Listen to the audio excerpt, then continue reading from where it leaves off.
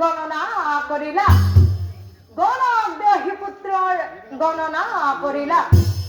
গণনাৰ ফল মতে সিন্ধু সাগৰৰ পাৰত পোৱা হেতু গণি পঢ়ি পুত্ৰৰ নাম সিন্ধুৰা ৰাখিলা গণি পঢ়ি পুত্ৰৰ নাম সিন্ধুৰা ৰাখিলা আপোনালোকে বুজি পাইছেনে